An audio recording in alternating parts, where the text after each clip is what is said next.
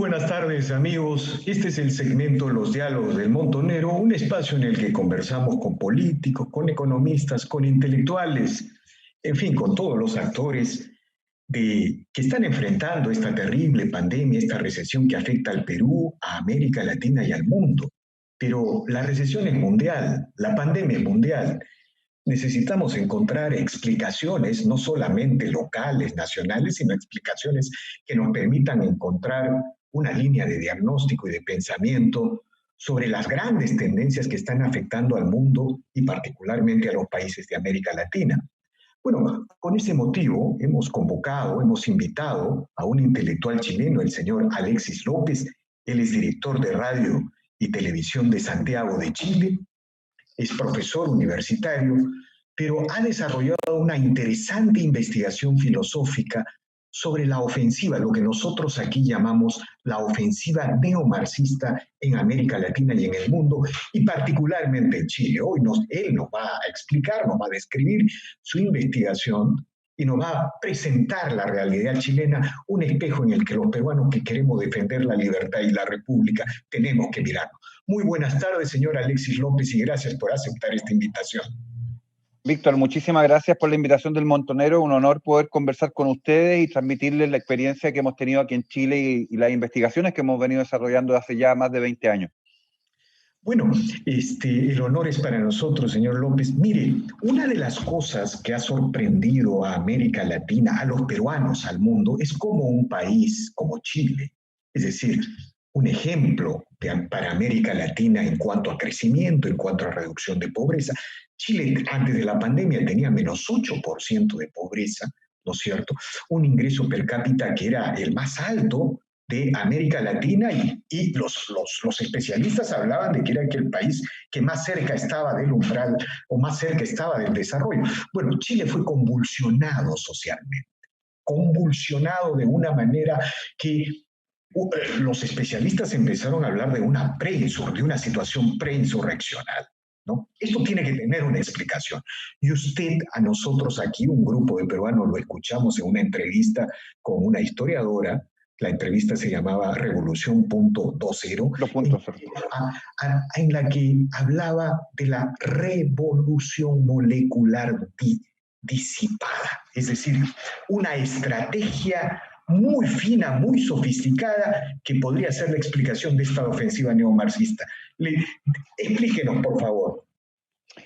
Lo primero que hay que señalar es que el término revolución molecular disipada no es que yo lo haya inventado. Es una cosa súper importante porque como fui el que lo dio a conocer acá en Chile y ya me han entrevistado bastante de Colombia, de Estados Unidos y de otros países, aparece el término ligado a esta explicación que yo estoy brindando. Pero el término corresponde en realidad a uno de los ideólogos neomarxistas, que está muy bien empleado el término que están diciendo ustedes, o neocomunista, como quiera, que es Félix Guattari. Y vamos a detenernos en este personaje un segundo porque es importante que la gente lo conozca.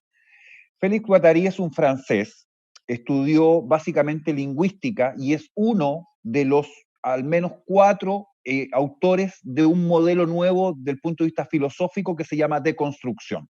Y ustedes han conversado en el canal anteriormente sobre deconstrucción, así que solamente señalar que allí se encuentra Michel Foucault como uno de los más importantes y el primero, Jacques Derrida el segundo, Félix Guattari el tercero y Gilles Deleuze el cuarto, aunque hay más, después de ellos vinieron muchos más. Ellos están asociados a algo que nosotros conocemos como la Revolución del 68 en Francia, en París particularmente, ¿no? Fueron profesores y han sido profesores largo tiempo en Francia, en diversas universidades, pero básicamente en la Sorbonne, y desarrollaron esta nueva propuesta filosófica que conocemos como deconstrucción. Una de las aplicaciones de deconstrucción en términos táctico-prácticos es el modelo de revolución molecular disipada que planteó Félix Guattari. Así que el autor del modelo es él, no quien está conversando, yo soy solo el mensajero. Esa es la primera noción. Ahora, el nombre es largo y a la gente le cuesta un poco entender por qué es tan complejo el nombre, pero desagreguémoslo. Revolución porque se trata literalmente de un modelo revolucionario, como cualquier modelo revolucionario del pasado o del siglo XX. molecular, y aquí viene la primera diferencia.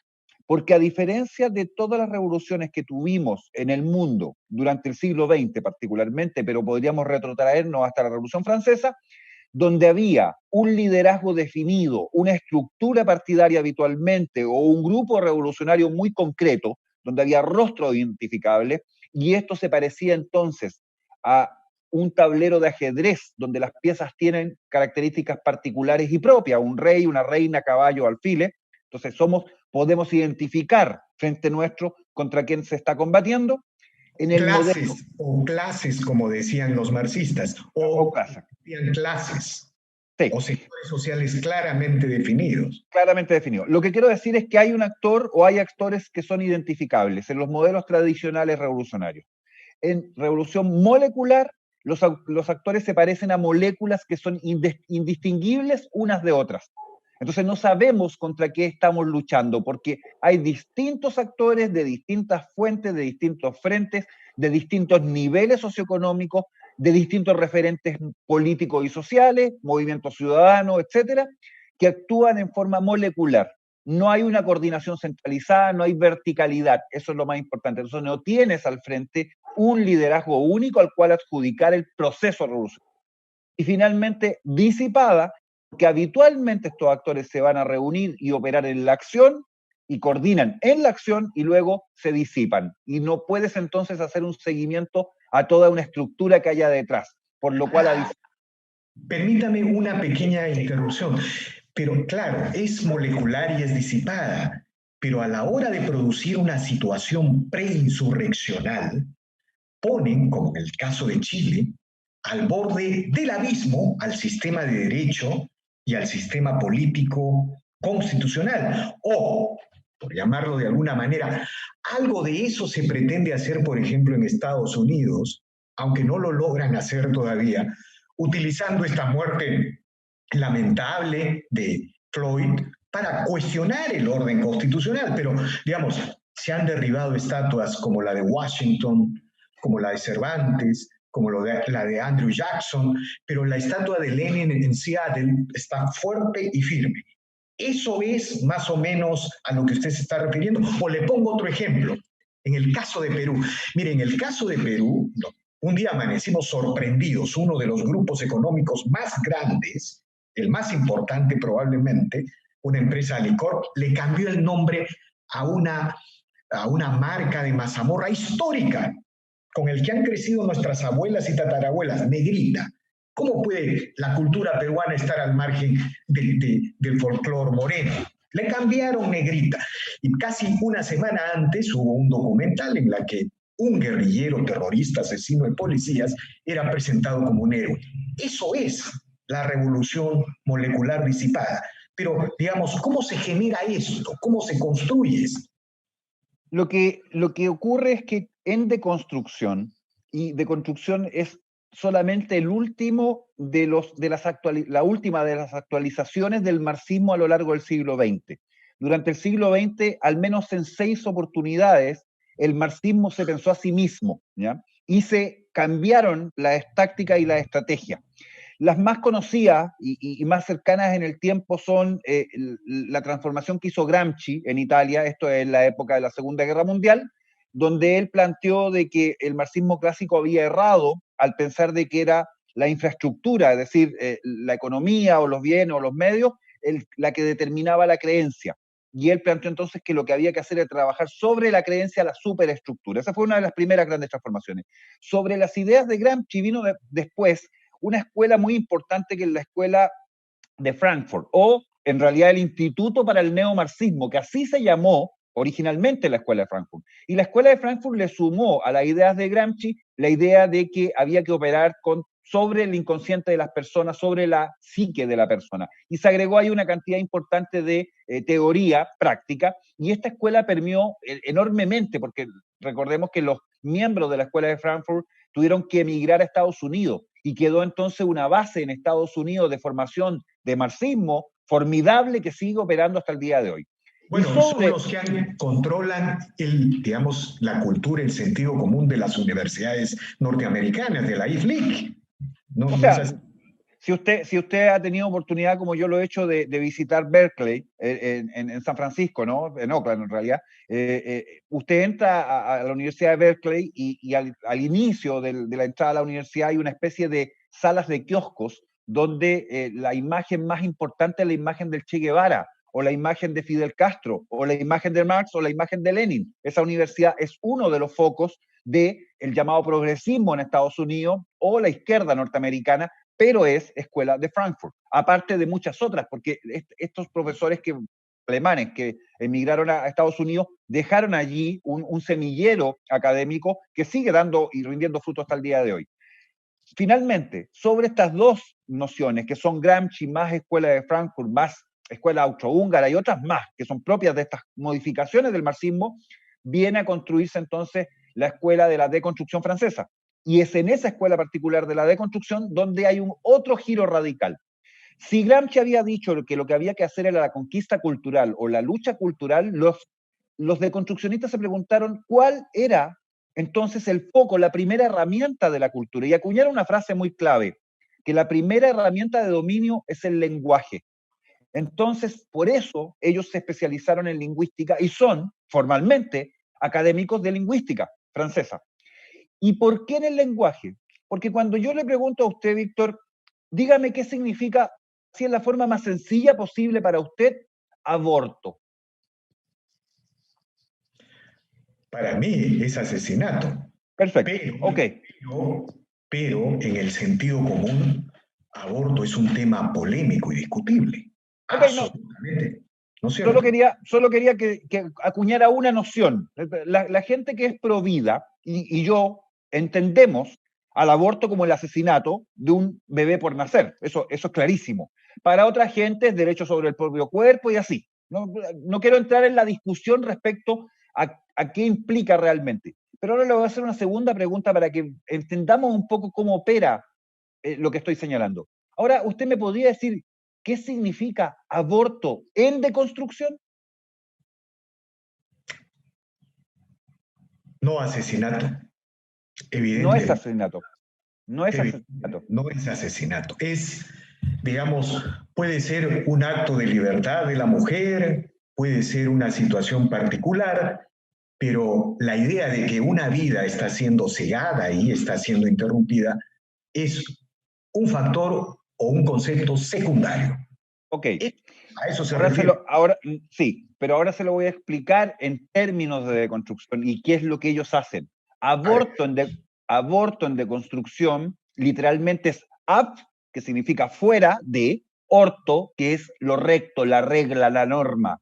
Entonces, en deconstrucción, el objeto es salirse de la norma y la herramienta para salirse de la norma es matar al feto. Eso es un accidente, no es lo fundamental. Lo fundamental es que a través del asesinato del feto, la mujer se sale de la norma. Eso es aborto en deconstrucción. Cambia el lenguaje, porque el sentido del lenguaje en deconstrucción cambia por completo. Bueno, entonces, y esa deconstrucción sirve para autoridad, fuerza armada, orden, justicia, es decir, para todo. Todos los conceptos que organizan una sociedad. Para todo. Entonces, cuando los deconstruccionistas empiezan a incorporar términos en el lenguaje que significan otra cosa, porque dicho en deconstrucción significa otra cosa muy distinta a lo que la gente común y corriente entiende, entonces hacen una deriva donde todas las capas sociales, donde todos los segmentos políticos van a ser mutados, modificados, porque la deconstrucción, y esto es sumamente relevante, no solamente opera sobre la izquierda tradicional, sino también, y más importante, opera sobre la derecha. Y la derecha empieza a ocupar entonces, sin siquiera entenderlo, conceptos que son propios de la deconstrucción y por ende son propios del comunismo. Ellos no lo saben. Bueno, eso es lo que estamos viendo a nivel mundial, con la llamada globalización. Así es.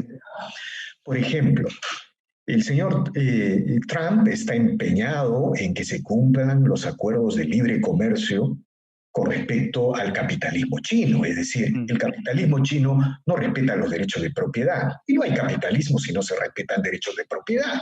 ¿Cómo se pudo haber inventado la máquina de vapor y todas sus versiones sin derechos de propiedad? Lo que hizo que en Inglaterra surgiera la máquina de vapor eran los derechos de propiedad. ¿no es cierto? Pero China no los cumple. Y sin embargo, Trump quiere que se cumpla este principio fundamental del capitalismo y esto es lo más sorprendente, los liberales del mundo lo llaman proteccionista. Eso es deconstrucción. Eso es quitarle contenido a los conceptos. El libre comercio.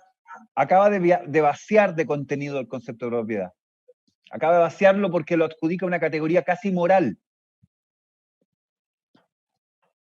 Exactamente. Entonces, todo esto, señor López, significa que el mundo está atravesando una feroz guerra ideológica.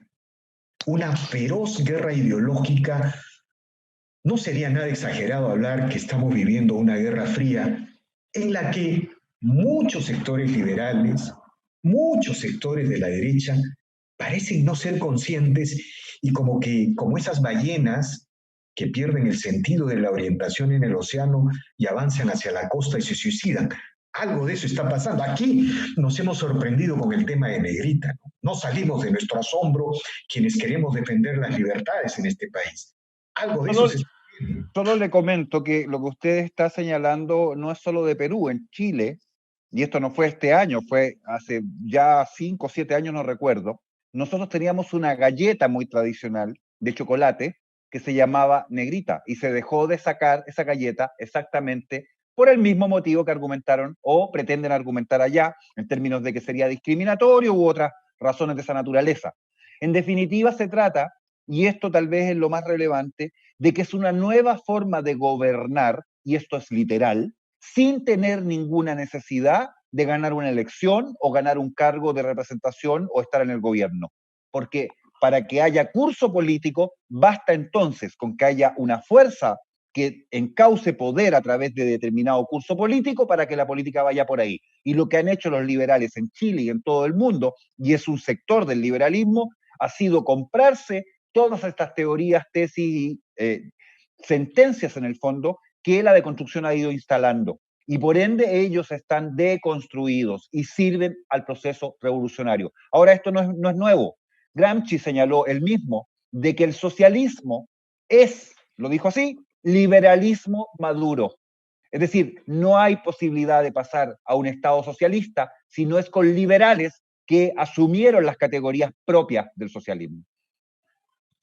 Qué interesante lo que usted acaba de señalar.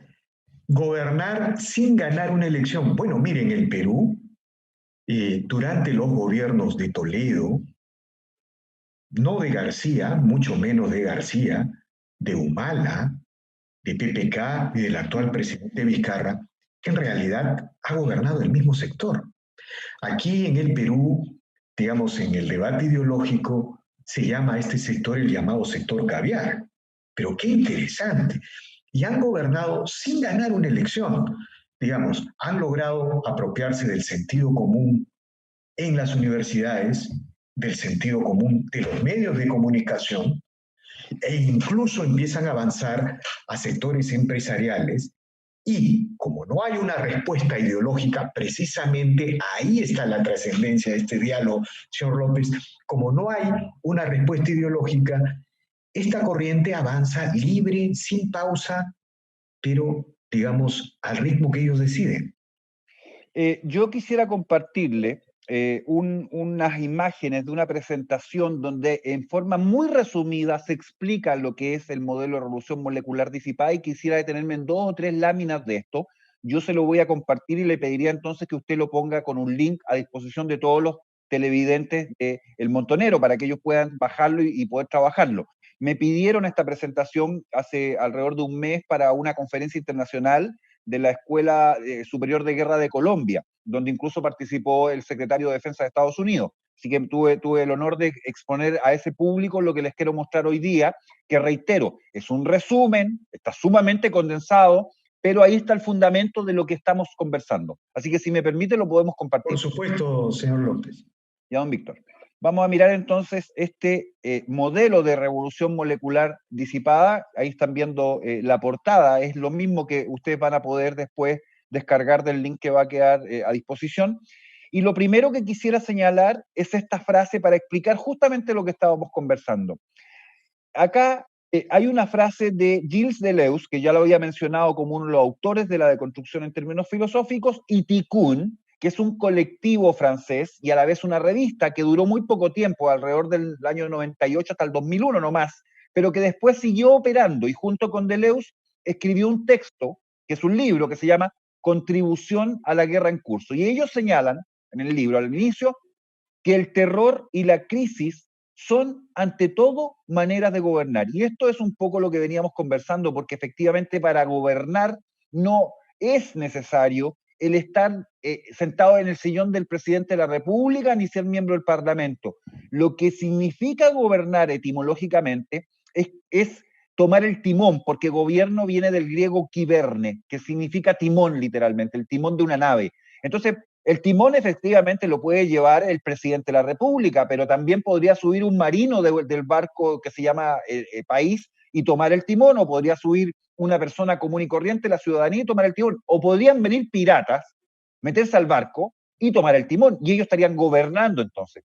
Y lo que afirma Deleuze y Tikkun aquí es que el terror, entonces el terrorismo, vamos a decirlo así, y las crisis son también maneras de gobernar. Esto es fundamental entenderlo. No es que estemos con este llamado alzamiento social o en este estallido social o esta llamada crisis social porque simplemente haya un malestar ciudadano. Como usted muy bien señaló, Chile hasta el 18 de octubre pasado no estaba en crisis, como el resto del continente tampoco estaba en crisis, no había llegado todavía la pandemia del coronavirus. Eso es una crisis. Chile tenía un problema de efectivamente sectores de la población que tienen necesidades todavía no resueltas, pero íbamos resolviendo las necesidades y del punto de vista económico en ningún minuto estábamos en crisis. La verdadera crisis en Chile, Perú, América en su conjunto y el resto del mundo viene ahora a propósito de la pandemia del coronavirus, donde el nivel de impacto económico ni siquiera lo podemos dimensionar, ningún analista todavía se atreve. Entonces, estas crisis implican formas de gobierno. Lo voy a poner con un ejemplo muy simple en Chile. Uno de los capitales más grandes del país hoy día son los fondos de pensión del país. Nunca en toda la historia de Chile habíamos tenido tanto capital acumulado como los fondos de pensión de los trabajadores. ¿Y qué se quiere hacer? Se quiere echar mano a esos fondos ahora, en virtud de esta crisis, para ocuparlos, para que la gente pueda comprar cosas, etcétera. Pero eso es pasando por sobre la ley porque se sostiene y se supone y el sistema se diseñó para que esos fondos nunca se puedan tocar antes de cumplir la jubilación.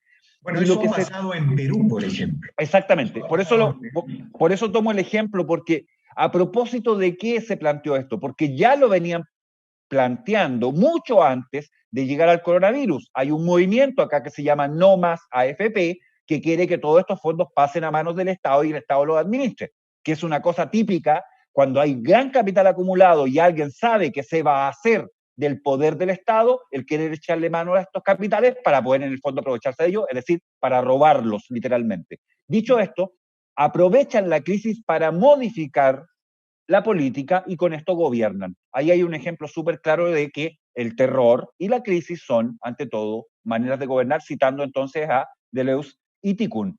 Veamos ahora que en los rayados murales de Santiago, esto es lo que están viendo algunas imágenes, muy poquitas porque esto estaba saturado de rayados murales, en torno a Plaza Baquedano, que es nuestra plaza más importante de la ciudad donde se hacen las grandes manifestaciones, aparecía, por ejemplo, reiteradamente esta imagen de esta estrella de 8 puntas con flechas, que se llama la estrella del caos, literalmente. Es un símbolo del anarquismo insurreccional. Pero junto con eso, en los mismos rayados murales aparecía, fíjense acá, la palabra Tikkun, este colectivo francés. Así que ahí está evidentemente mostrándose de que caos, crisis y Tikkun, es decir, deconstrucción, es lo que está detrás de lo que hemos venido viviendo en Chile.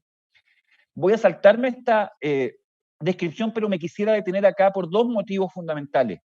Primero, porque la gente tiene que entender que esto es un proceso. No se trata de alzamientos espontáneos que se producen en determinado momento solamente porque hay este malestar social o un problema económico o incluso ahora la crisis del coronavirus. No, esto es un proceso revolucionario que viene desarrollándose literalmente hace décadas y lo que estamos viendo es solamente la fase final de ofensiva del proceso, pero el proceso partió hace mucho tiempo atrás. Y en Chile en particular, nosotros en este esquema podríamos haber ido un poco más atrás incluso, pero quisimos detenernos el año 1991, que es la visita de Félix Guattari a Chile. El año 91 este señor, este filósofo francés, que ya no hemos referido a él, vino a Chile y dejó acá instalada una escuela que ha seguido funcionando hasta el día de hoy, donde se ha formado la vanguardia ideológica de construccionista en el país.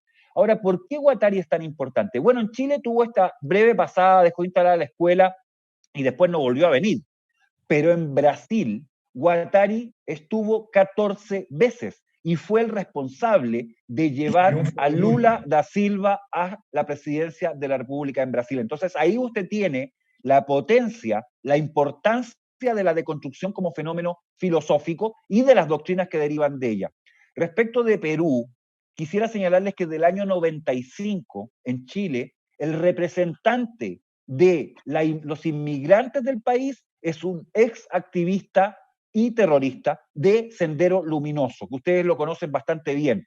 Y ese señor sigue operando en nuestro país bajo los parámetros de deconstrucción hoy día, pero anteriormente de maoísmo, como si aquí no pasara nada y nadie ha dicho nunca nada de eso. Yo no quiero extenderme porque acá hay muchísimos más elementos que trabajar, pero está este modelo a disposición de los telespectadores para que puedan verlo. Finalmente, solamente quiero mostrarles una última lámina, que es lo que ustedes van a ver en Perú, en Chile, en Estados Unidos, porque este modelo ocupa un sistema que es muy fácil de entender para lograr su objetivo. Ese es un sistema de consenso y coerción. Voy a decirlo muy simplemente. Es un sistema de palo y zanahoria, ¿ya? Como los burros. El consenso es porque cada vez que hay un problema, ellos van a ir hacia el gobierno, la autoridad, a exigir que haya consenso y nos pongamos de acuerdo. Y cuando se logre ese acuerdo, van a volver a hacer inmediatamente movilizaciones para volver a coaccionar a través de coerción para que volvamos a un nuevo consenso y así. Entonces nunca se detiene esto porque ellos en realidad nunca buscan acuerdos, buscan que la vara vuelva a subir hacia o se traslade hacia lo que ellos están demandando y van corriendo el cerco en el fondo. Este es el modelo y por esto les funciona, porque tenemos gobiernos débiles que se sientan a negociar y una de las premisas fundamentales que se tiene que entender es que están negociando literalmente con terroristas, aunque todavía no ejerzan el terror en forma física, pero la coacción que ellos hacen, por ejemplo, en el uso del lenguaje. ¿Por qué sacó la empresa el nombre de Negrita, de lo que me acaba de comentar, y en Chile también? Porque hay coacción encima, hay coerción del punto de vista del uso de determinadas palabras y se prohíbe usar cierta forma de lenguaje. Bueno, eso se llama coerción. Este es el modelo y así funciona. Entonces, mientras tengamos gobiernos débiles y tengamos presidentes que no entiendan el proceso, van a creer que esta gente busca negociar cuando en realidad lo único que hacen es negociar para volver a demandar, para volver a negociar, para volver a demandar en una cosa sin fin. Y finalmente, solamente que en Chile había rayados mucho antes del 18 de octubre pasado, cuando se atacó y se atentó más de 70 estaciones del metro y se incendiaron muchas de ellas, que decían los rayados justamente en las estaciones de metro de la evasión a la insurrección. ¿Y cómo se pasa de la mera evasión, que lo vamos a ver en este ejemplo, a la insurrección? Es una cosa por etapa, ustedes la van a ver en Perú. La evasión es un acto de desacato, básicamente, no necesariamente es violento. Y aquí tienen la imagen más clara de este niño saltando los torniquetes del metro en Santiago. Fueron los estudiantes secundarios los que a través de redes sociales y motivados por grupos anarquistas e insurreccionales que operan en los colegios, llamaron a la evasión de las estaciones del metro para un día particular, el 18 de octubre. Y una vez que están en evasión, pasan inmediatamente a ponerse en desacato, dejan de acatar la autoridad. Y ahí tienen ustedes la imagen de un carabinero intentando detener a estos niños y ellos siguen pasando y desacatan a la autoridad. Del desacato se pasa a la resistencia, la imagen muestra una chica evitando entrar a carabineros de fuerzas especiales a poder sacarlos del andén de la estación de metro y esa niña está en resistencia. Finalmente a la desobediencia Aquí ya no solamente saltan los torniquetes, se sientan arriba de los torniquetes y evitan que público que tenga que usar el metro pase. Eso se llama desobediencia. Luego a la insumisión, cuando ya se dan cuenta que las fuerzas de orden no pueden operar, simplemente se vuelven insumisos y no se someten a la autoridad. Y lo que hacían en ese evento era sentarse en los andenes del metro y con esto paralizaban completamente a toda la red de transporte, porque por supuesto el metro no puede parar ni avanzar si es que hay gente sentada en el andén. Esto sale a la calle y ahí viene la etapa de insubordinación, que son estas protestas masivas, gigantescas, donde los actores, reitero el concepto fundamental, son moleculares. Aquí nadie los puso de acuerdo centralizadamente. Muchos actores a la vez, por distintos motivos, por distintos deseos, que es el modelo de construcción, van a ir a demandar cosas totalmente distintas a la calle y se forman estas grandes marchas y convocatorias ciudadanas, como ellos dicen, que son insubordinados. De insubordinación empieza la violencia, están en rebelión esos sectores y finalmente pasamos entonces a la insurrección. Yo les dejo entonces a sus telespectadores, ahí está el resto de las láminas, para que lo puedan estudiar y por supuesto quedo a disposición de quien quiera profundizarlo, pero con eso yo creo que es suficiente para poder tener una buena mirada. Sí, bueno, ahí está pues en esta descripción general que usted ha dado de la intensa guerra ideológica que desarrolla el comunismo, seamos claros. No obstante que luego de la caída del muro de Berlín, Occidente se llenó de soberbia, hubo incluso un filósofo que dijo que habíamos llegado al fin de la historia. Bueno, pues esta descripción que usted está señalando, junto a los hechos globales que están sucediendo, nos están indicando que el comunismo está pasando de una situación de resistencia post-muro de Berlín a una situación de equilibrio, pero estamos viviendo ya una ofensiva. A la ofensiva. Estamos viviendo una ofensiva en países de América del Sur, sobre todo. Y Estados Unidos también.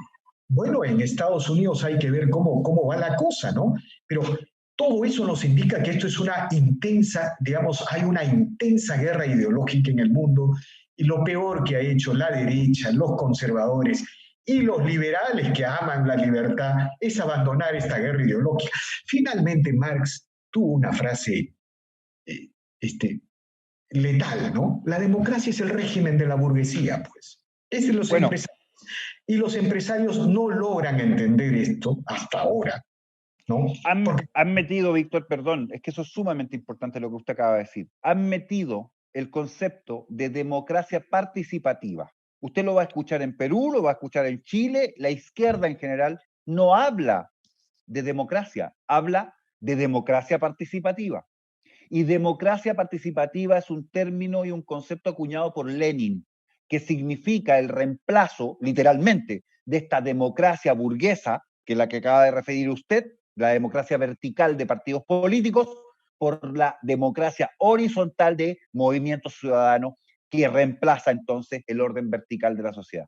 Eso es democracia participativa. Bueno, y acá va una pregunta, digamos, para entrar a un tramo final de nuestra conversación, señor López. Bueno, todo esto apunta pues a cuestionar a Occidente como tal, a calificarlo como un régimen del hombre blanco, patriarcal, de machos, que oprime a las culturas no occidentales y que desarrolla la revolución industrial que está llevando al mundo pues al desastre, a la destrucción.